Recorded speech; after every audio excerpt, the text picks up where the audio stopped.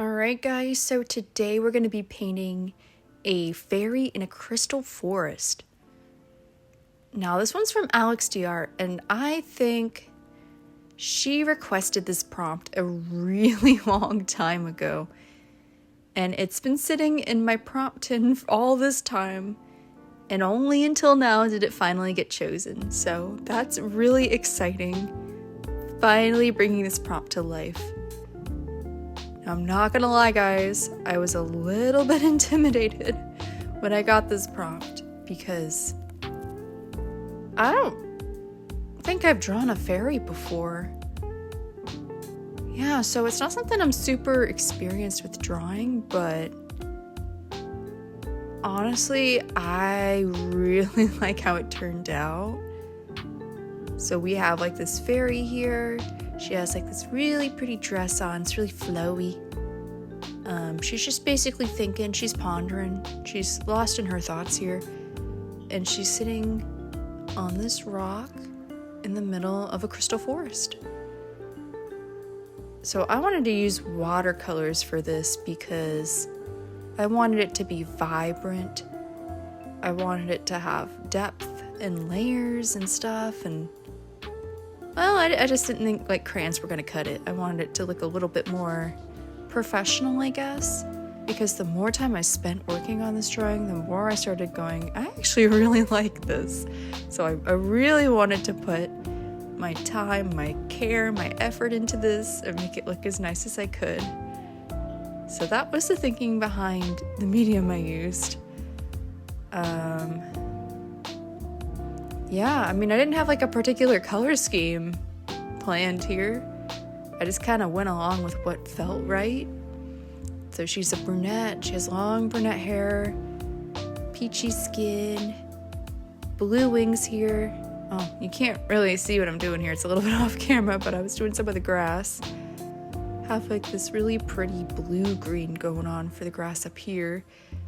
And then I'm also going to use like this lime green as well. So we have a cool green and then a warm green. So we get both of those here.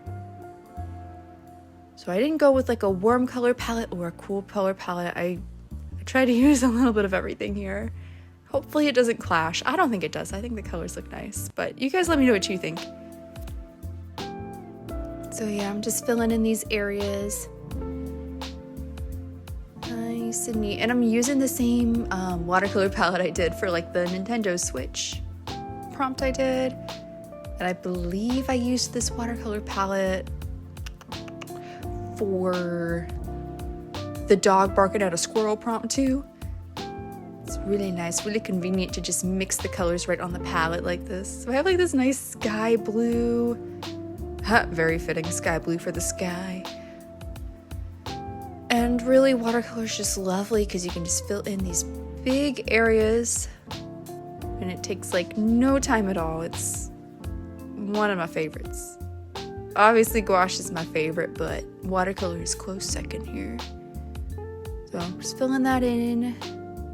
I think kind of like her hair, it would be nice to do like a warm brown as well for the trees.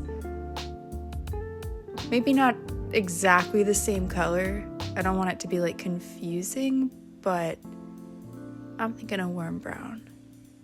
So here we go with that lime green, or I guess you could call it chartreuse. I always thought the word chartreuse is like kind of gross.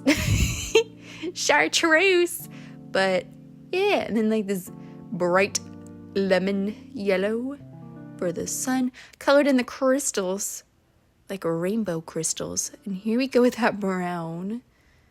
Oh, it's beautiful. So I'm just filling in all the areas, and then like my ultimate plan is to go in with some Prismacolors and just outline everything. I'm not going to outline everything with black because I feel like that would make it a little bit too flat, a little bit too cartoony. Yes, it is stylized, but I want it to have a little bit more color and a little bit more depth. So I won't be doing that. But I'm just going to color in these trees here. And here it is all outlined. What do you guys think? I actually really like how this turned out. And what should I draw next? All right, bye for now, guys.